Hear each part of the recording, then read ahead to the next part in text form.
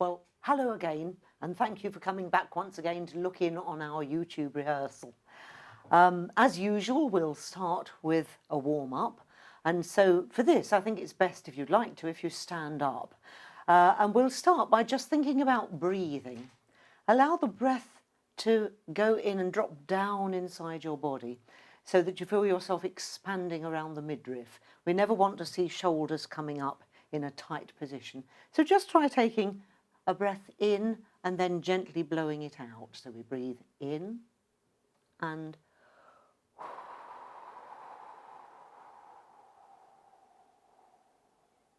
again.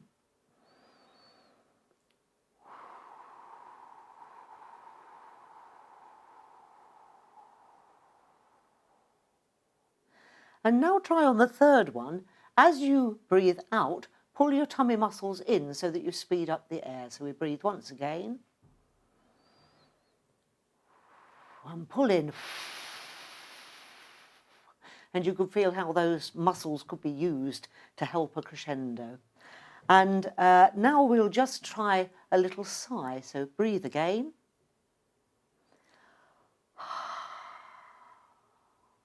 And this time with voice.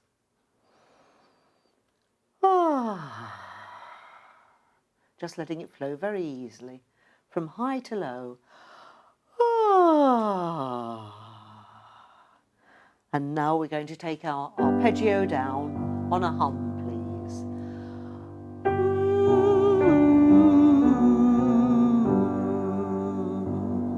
On the third beat, breathe.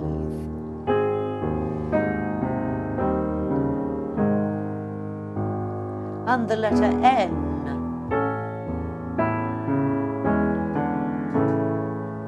And NM on every note.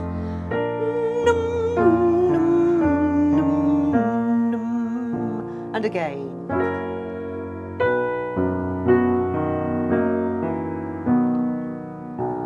Ooh. Hold and breathe. O.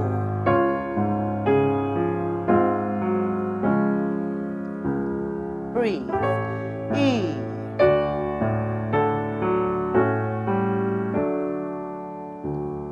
And some people will find that the E sometimes feels a little bit tight, especially as it's getting, for the altos and basses, a little bit high there.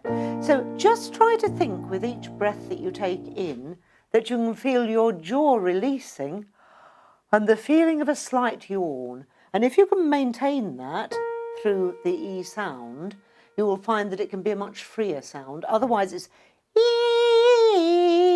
it's with the jaw tight, but if we make it loose, E,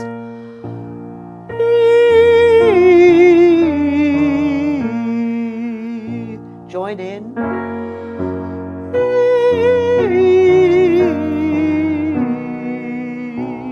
and A.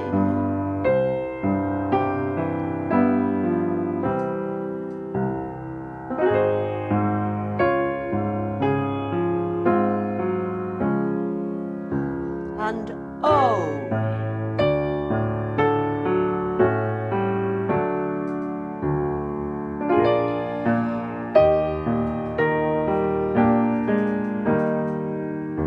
Ah.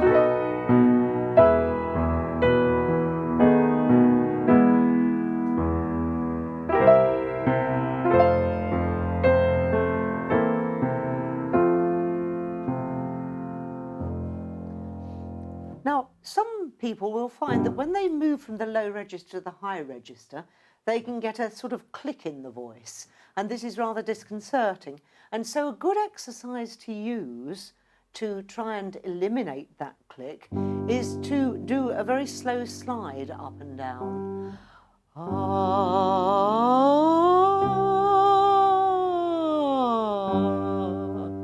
So altos and basses, just try it at that level. 1, 2.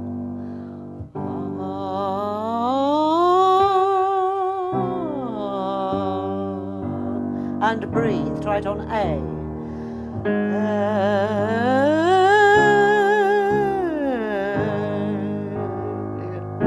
O.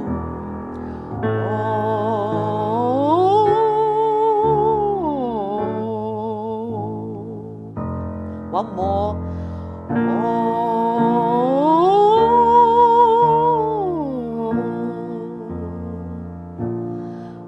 And that's very good for an exercise, to be avoided except if specially asked for in the actual music. Should we try the sopranos and tenors? E.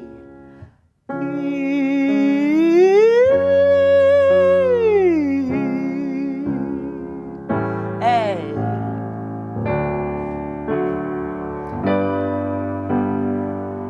Try to fill in all the intervening notes. O.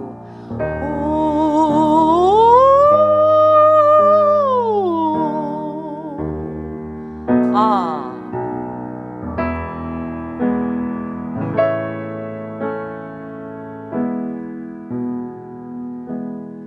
And that's well worth experimenting with at home.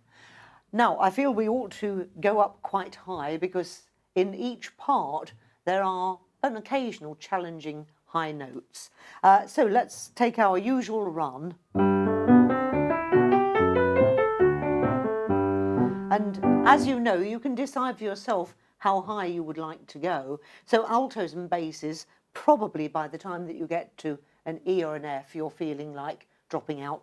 And then tenors and sopranos do try to go on as long as I go on because you need all these high notes, but you may want to join in a little bit later. And everybody on this occasion can actually choose their own vowels to sing. So experiment with your vowels and find which ones you find easier and which ones you find harder. 1, 2.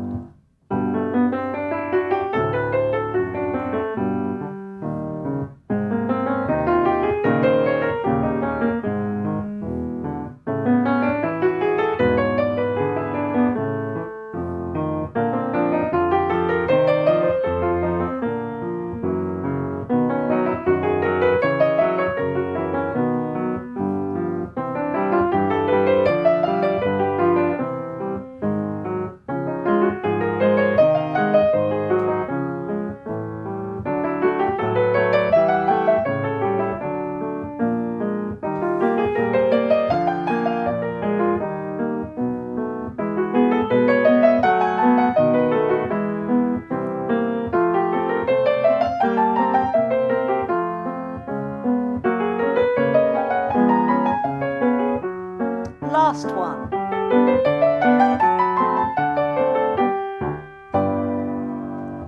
And hopefully by now you're feeling reasonably well warmed up for the tasks ahead. And I hope you saw my email indicating that we'd have these 2 rehearsals. And I think I said in that we'll work tonight on 2 movements from the Beethoven, the Gloria and then the Credo. And we've done bits of these before, but I thought we could illuminate them a little bit more.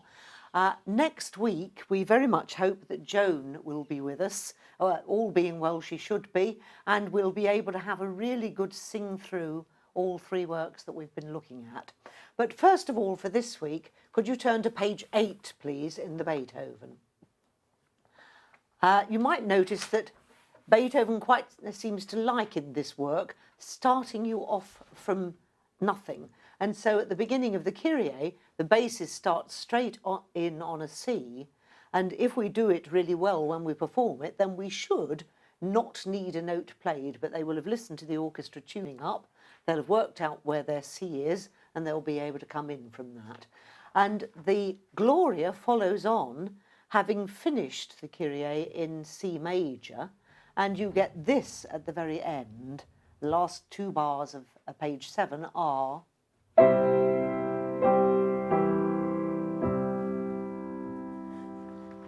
and from that you should be able to hear your C, and the basses and tenors very luckily begin on that.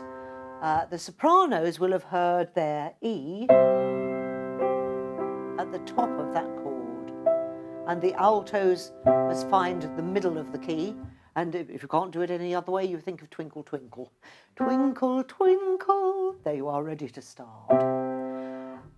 I thought this week we'd look a little bit about the way that the work is arranged with the interplay of the choir and the soloists.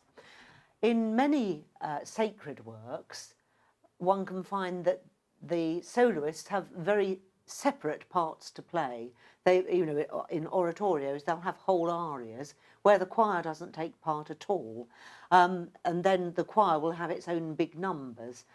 Sometimes we'll get duets or trios for the soloists. Sometimes they're married in with the choir. In this particular Beethoven work, it's very much a shared task, and the choir has a number of different characters in its music. Sometimes it will be making big statements with no soloist in sight anywhere, and just really nailing the meaning of the particular movement. Sometimes the soloist will come in individually as if they were priests leading a people in praying, and the choir will have little interjections. On other occasions, the choir have very complicated movements, as if they are a crowd of people all expressing their own views at the same time. And then every so often we get wonderful parts where the soloists and the choir interact as two separate quartets. And so I wanted to look at a number of those different things. And let's just examine this very first part of the Gloria. We start with a big chordal statement.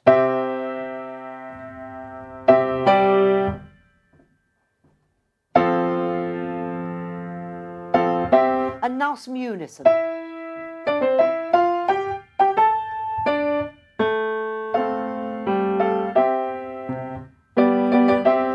Etc. And also it's worth thinking, while we're just breaking it up like this, if you look over to page 9, at the top of page 9, after this very flamboyant opening, the orchestra enters quietly, and the choir must match that.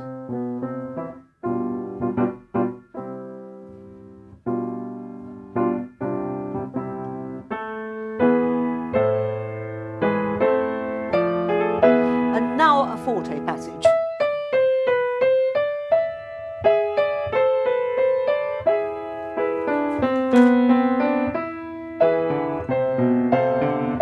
Piano.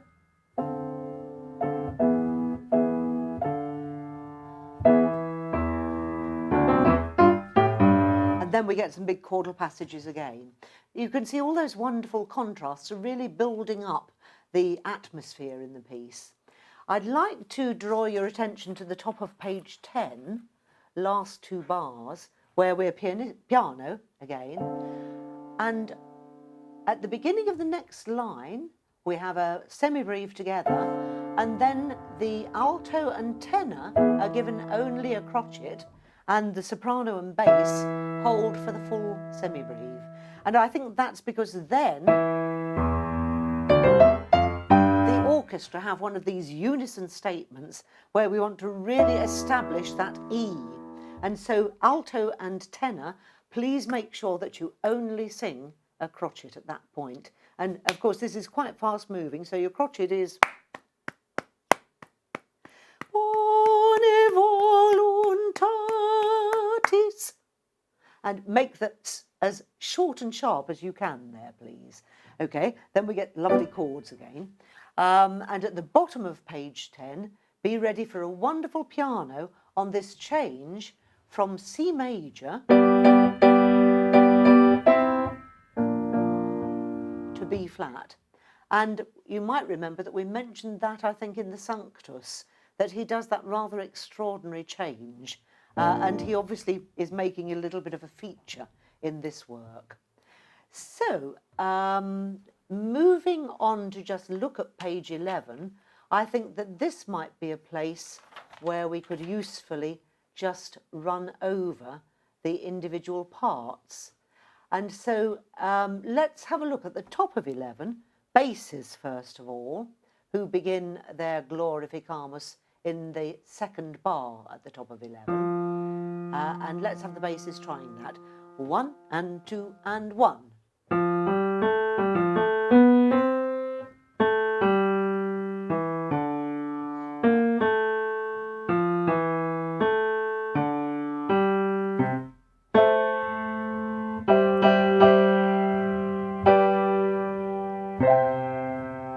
Okay, and the tenors. seem to follow suit with that shape. So perhaps we could try the tenors. 1, 2, 1.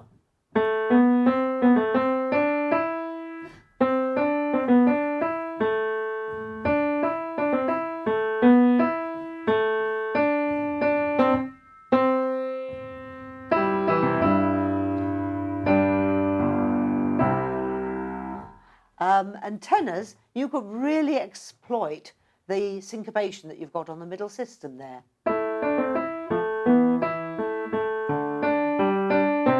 So be ready for that when it comes. The altos have a slightly different version of that same tune. So let's try the altos from the top of 11, second bar, halfway through.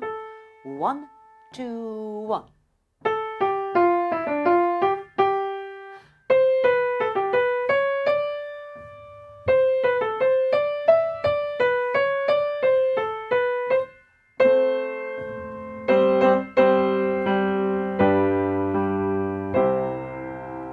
Everybody please notice the crotchet at the bottom of the page with a crotchet rest following, and that is so that you can get a really good breath in to give us lovely full chords. Sopranos, this is one of your soaring sections here. So we start on top F and work our way upwards. Have a little try. Top of 11, second bar, halfway through the bar. 1, 2, 1.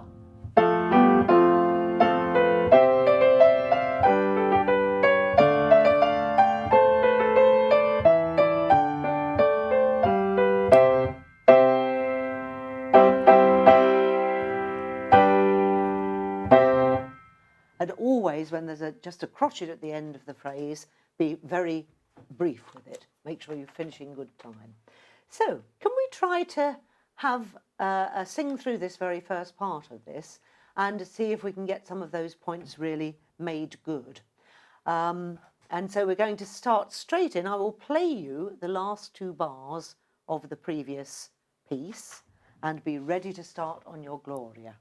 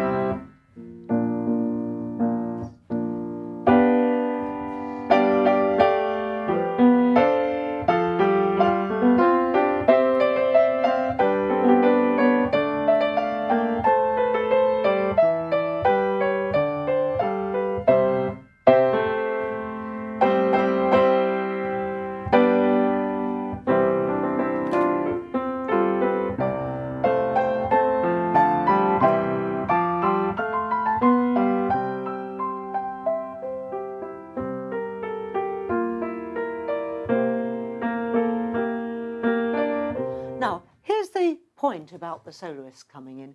Our tenor enters here with a lovely solo line. We give thanks to thee for thy great glory.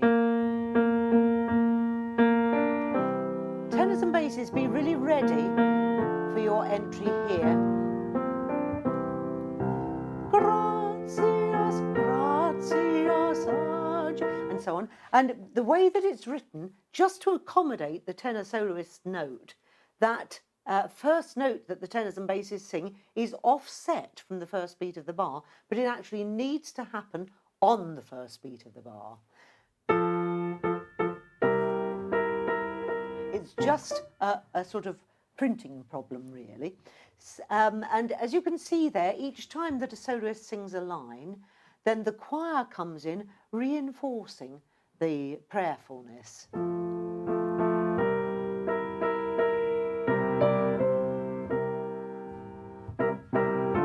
And build this,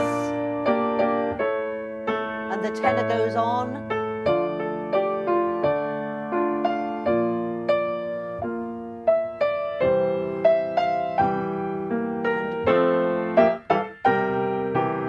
That one echoes the lovely build that I'm sure the tenor will have done by then. You come in at a forte on that one, and then the tenor takes up the chant again, turning it minor this time.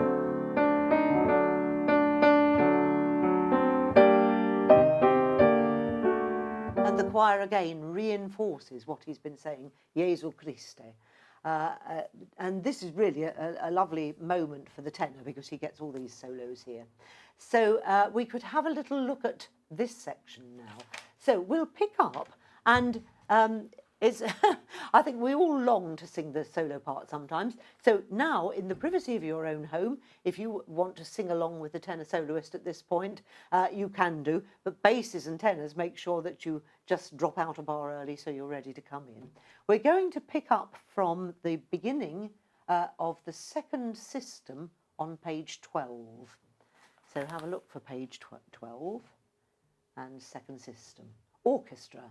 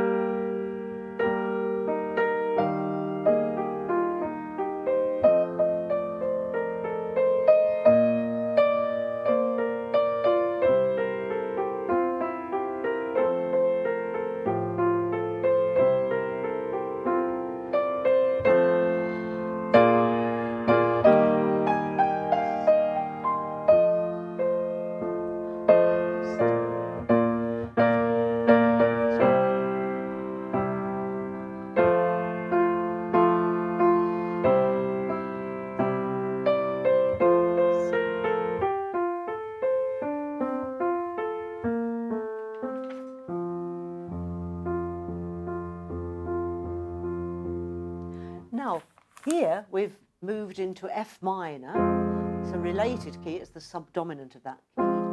And the mezzo soloist now takes on the leading part, and the choir interjects with pleas of have mercy. And it's worth thinking here and noticing how if we have just a simple triad, that is almost a secure feeling of a chord, even if it is minor and sad. But when we add, say, a seventh or a ninth to a chord, it really increases the tension. And so we've got two little choir interjections here, pleading for mercy.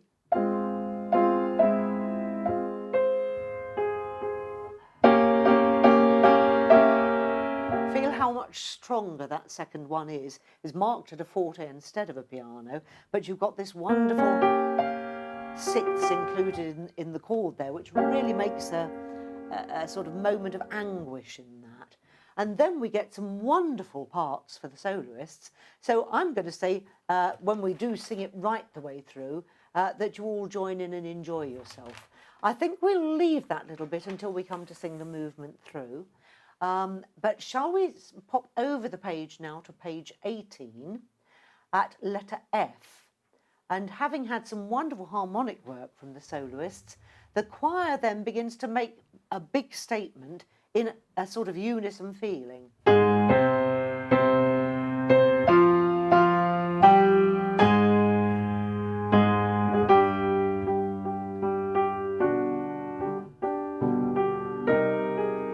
we come again with these what would be tonic triads, but Beethoven adds in a note that doesn't quite fit with that. And it really makes a moment of tension there. And another one here.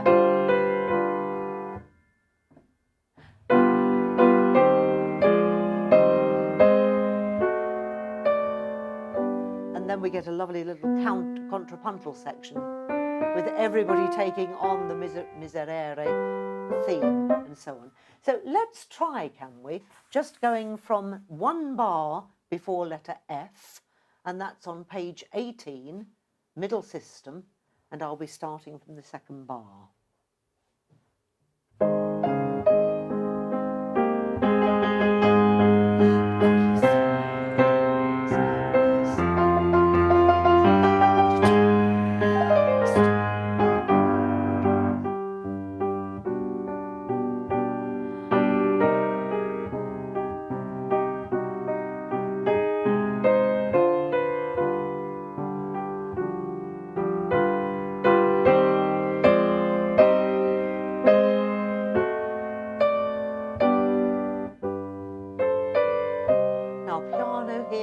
Altos first.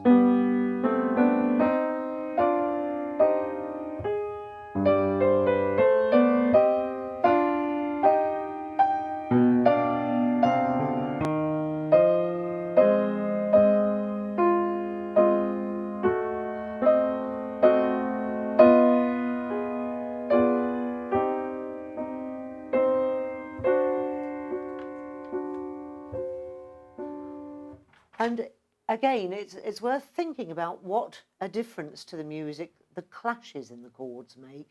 Have a look at the bottom line there.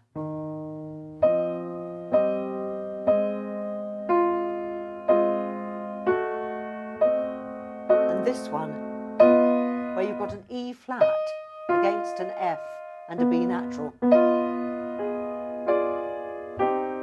And sopranos lean into that tied D, because that makes a wonderful clash with that chord. And then it's one of those places you might write in what your next note is as you turn the page, because the ear expects it to go somewhere different and it doesn't, it stays in place.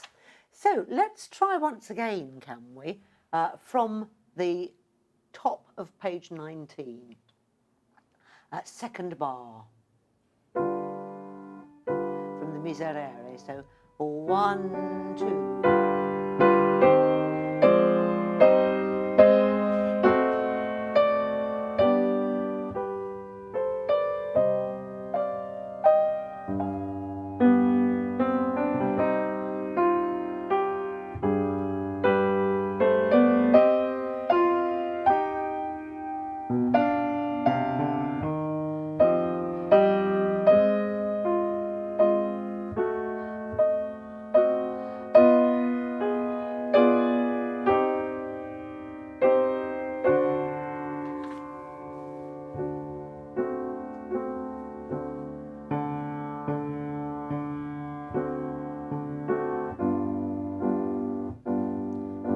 Off after the crotchet there.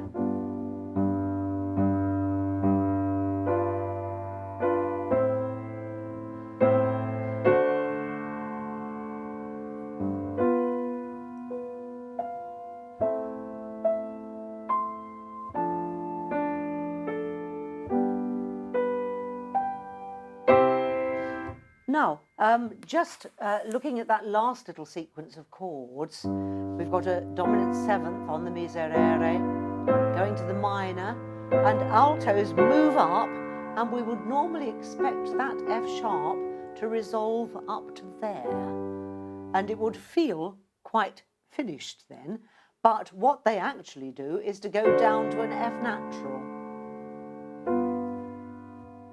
So altos, be ready for that.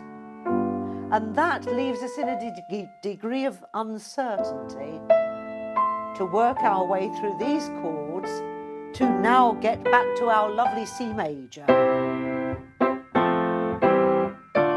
And notice that the orchestra does that in chords, but the choir comes in again with this very forthright statement, "Only thou art holy."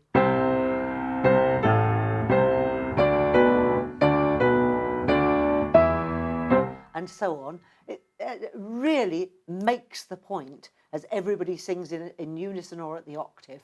And then we begin to split around the middle of the next system into more standard harmonies. I had just a thought about looking at one or two of the fugal parts, just to remind you of some tricky bits.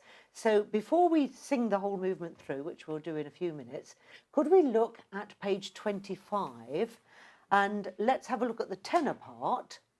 And it's always a matter of being ready to fit in Gloria Dei Patris, ah ha ha ha. You know, where do you take your breath? You could snatch it quickly after the Patris.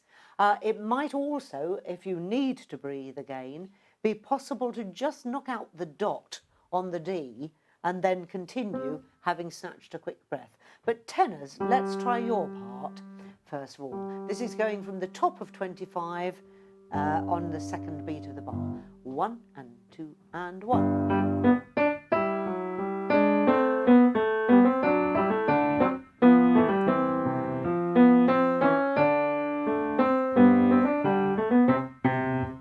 And the basses, you have the counter melody here, a chromatic passage.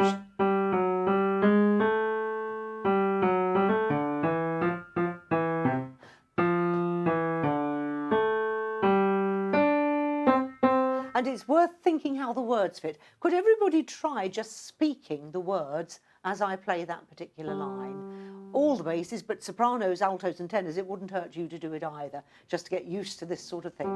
1 and 2. Cum Sancto Spiritu, in gloria Dei Patris, Amen. Amen. Amen. And notice that strangely accented Amen at the end there. Basses, try singing it now. 1 and 2.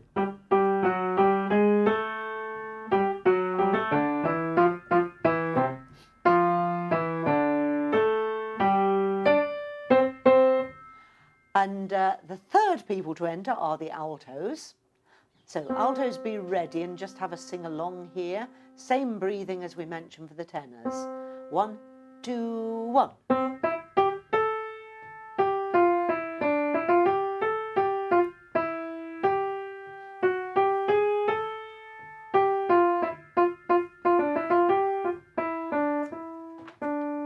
Sorry, didn't turn the page quick enough. Shame on me. Do that one again, altos, right from the top of the page, page 25. 1 and 2 and 1.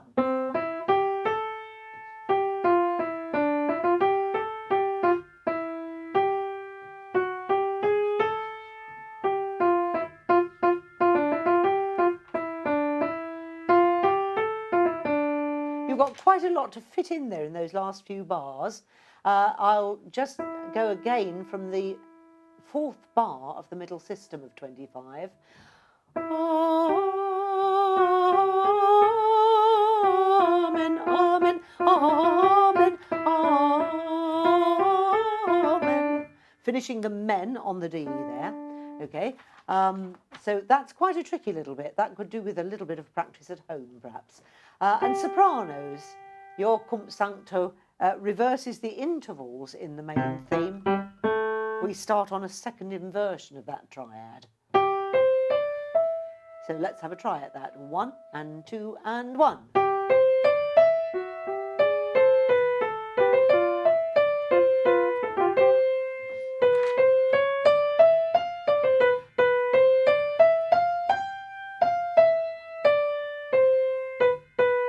And it's just worth acknowledging that lovely syncopation at the top of the page. I'll play the Amen itself. 1 and 2 and 1.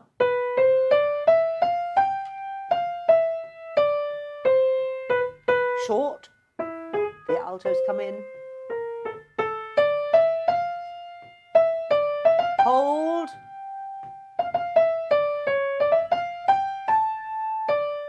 It's really quite a challenging phrase for the sopranos there. So again, try and plan your breath carefully. We've got some lovely further forthright chords at letter K.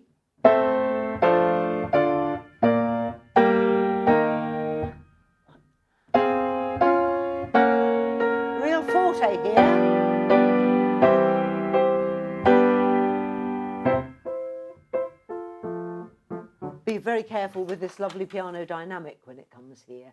And then we get some lovely duet work for the sopranos and altos contrasting with the tenors and basses at letter L. So here are the soprano and alto notes at letter L. This is page 28, second system, fourth bar. Just try it, sopranos and altos, the cum sancto, 1 and 2 and 1.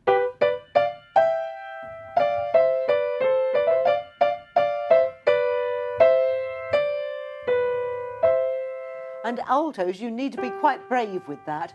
Cum sancto spiritu in gloria Dei Patris. Amen. Don't be afraid of that, really go for it.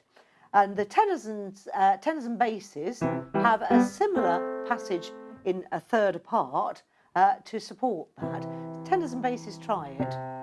1 and 2 and 1.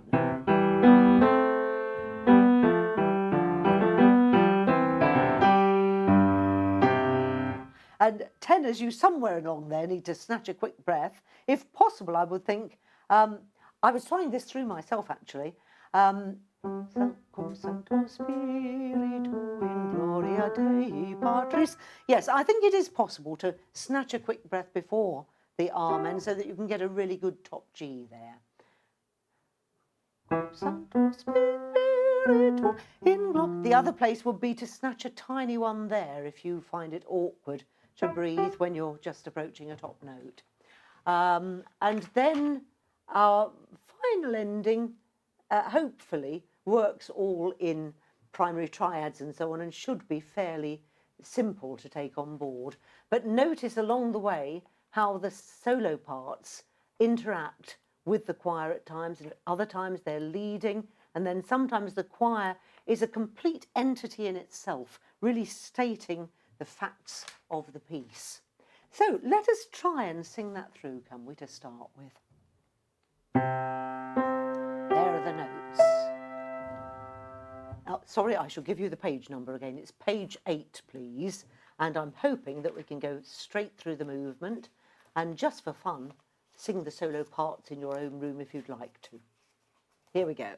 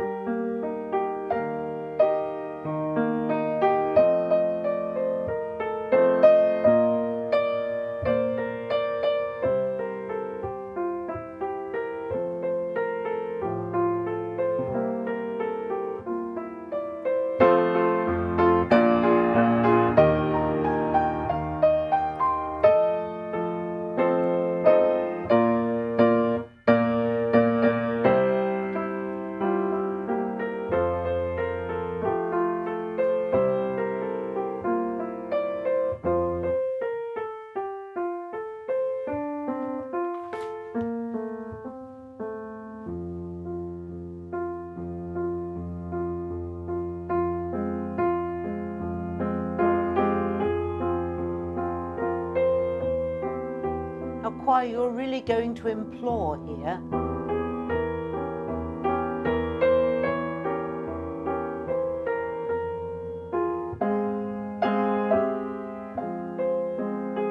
Now really forceful.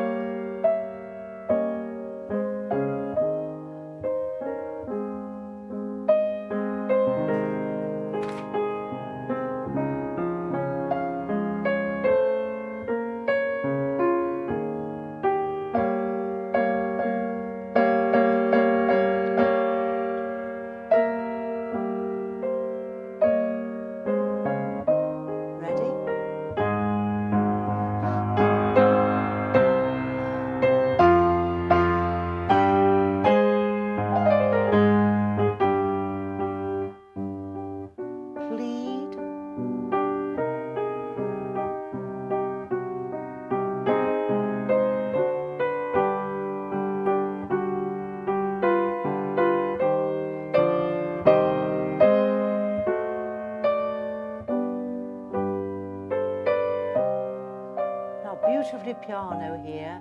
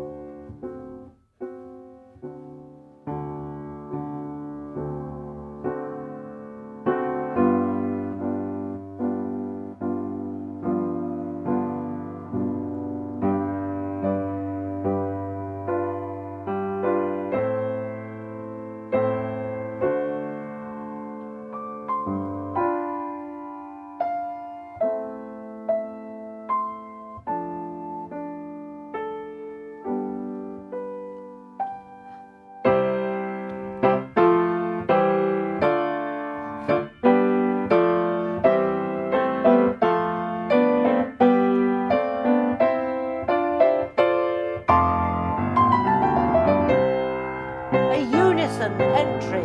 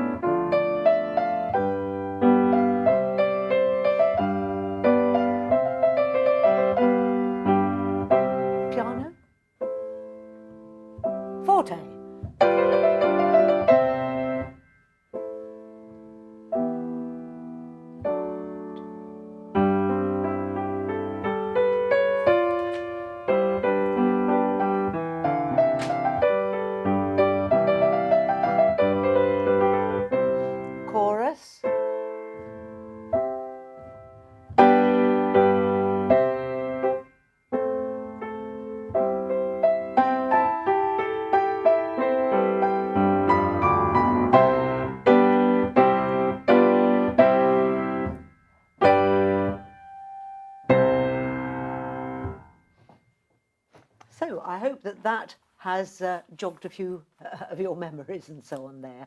But well done if you managed to keep up with that. I'm just going to grab a tissue, excuse me. And we'll spend a little bit of time looking at similar passages in the Credo, and again thinking how the chorus and the soloist interact. The first section is another of big statements from the choir, very much based on solid chords, making an absolute tenet of faith, as it were. I believe in one God, the Father omnipotent, the maker of heaven and earth. And when he sings heaven and earth for you, he illustrates that with the heavens up there and the earth down here. And you'll see that there's quite a bit of that for the basses, then sopranos and altos again, and so on. And a lovely build on visibilium omnium, all things seen and unseen. And then we go on to, and in one Lord Jesus Christ, the Son of God, the one born, and so on. So it very much, the words are illustrated by the music, the way that he scales things and the way that he uses the pitch of the chords to help sort of really illustrate his ideas.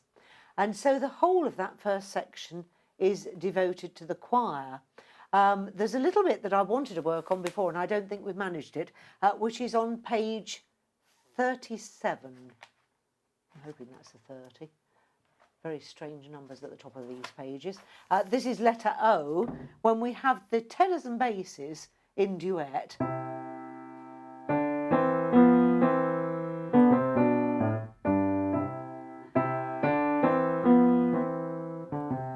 And then an interplay between the men and the women's voices.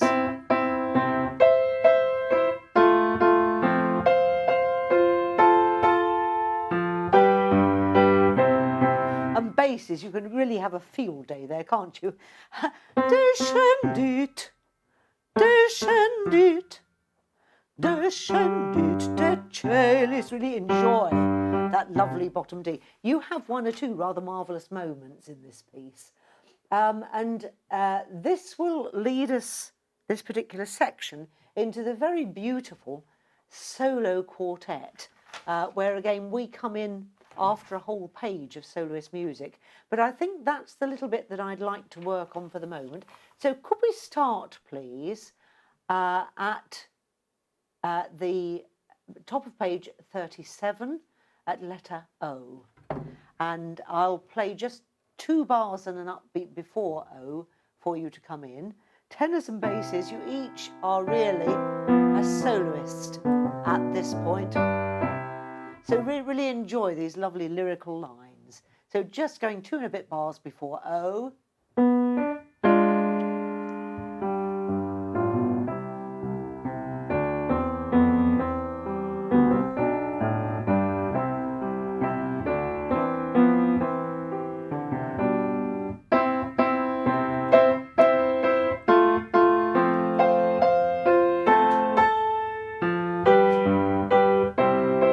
Notice sopranos, you've got this wonderful descendit, and it just to prove the point, you really descend there. He descends from the heavens. So shall we just try that little part again, starting just before O again. Here we go.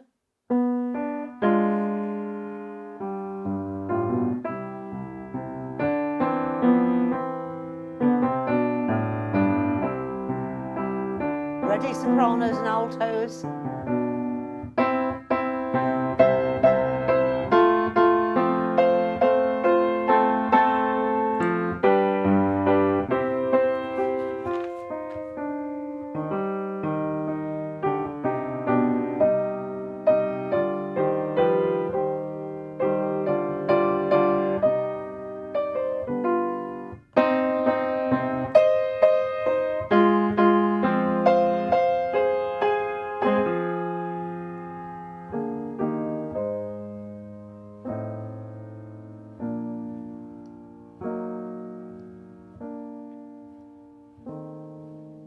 this is in 4. Everybody sing along to the solo parts. They're so lovely.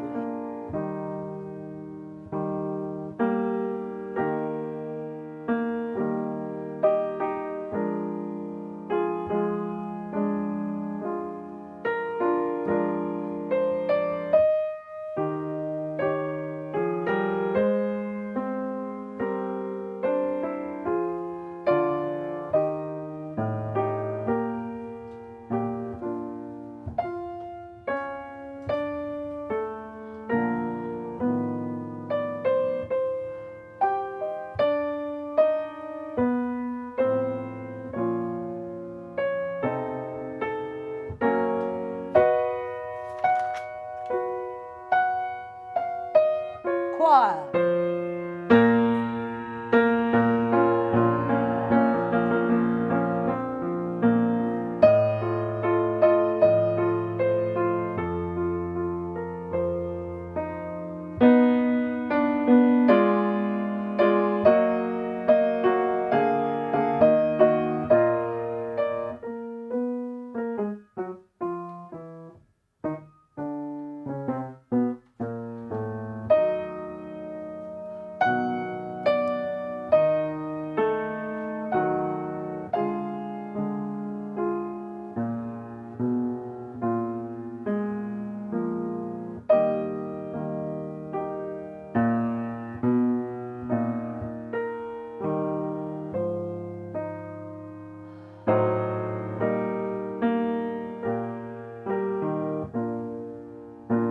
Ready, choir?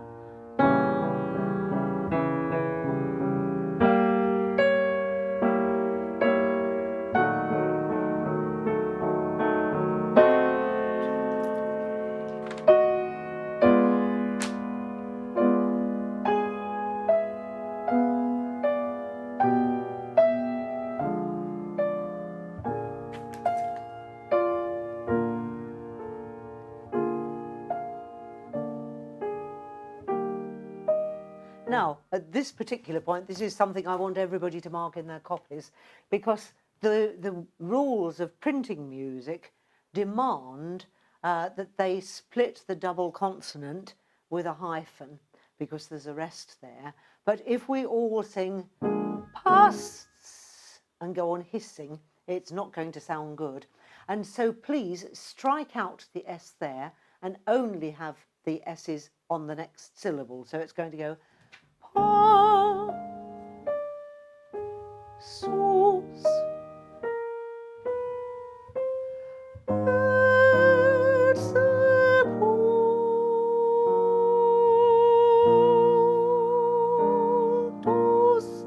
est. And there are some wonderful moments in this, just this little bit of choir writing here. That passus is one of them. The sopranos have a long sustained B flat, but the tenors are moving to quite a painful chord there where it clashes with the altos. And so sopranos, you will crescendo through that a little bit, please, so that you really feel the climax of the phrase. And then we finish on the E flat, and Beethoven uses this theme, but in half time, in the bass of the orchestra, and the basses themselves here. And then another one of these wonderful clashes. And if you feel as if you're clashing there, you really are meant to.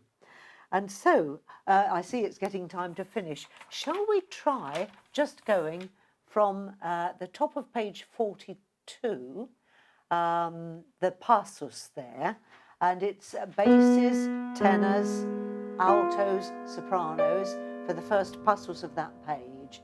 Here we go. And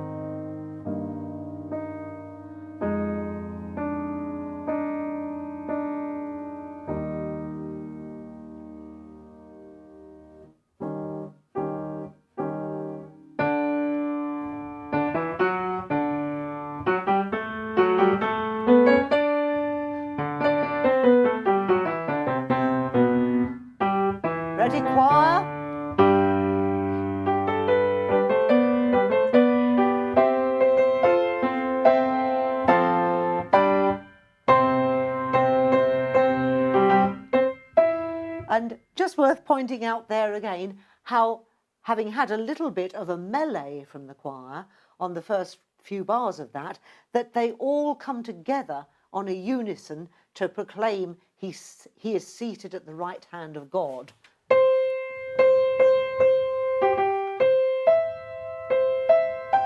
And we just go to a chord on the word patris. And it's really worth thinking about the way that Beethoven uses those unison passages to make very, very strong statements, and then spreads the choir into fugal parts to give the impression of many, many voices stating their ideas, but always these lovely unisons coming in. And again, looking at the interaction with the soloists as well. So I hope that's given us a little bit of food for thought there. And as I say, next week we hope to do the same thing. We will try to do a complete run through of the Beethoven, and I think we'll just have to see what we've got time for, whether it's possible to fit in some of the other two pieces as well. We may make it a slightly longer rehearsal, but I'll talk to Harry about that. And once again, of course, I must thank Harry, who's sitting over there unseen in the corner, twiddling a lot of knobs and things like that.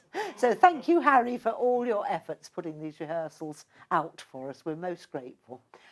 Bye-bye, everyone. See you next week, I hope.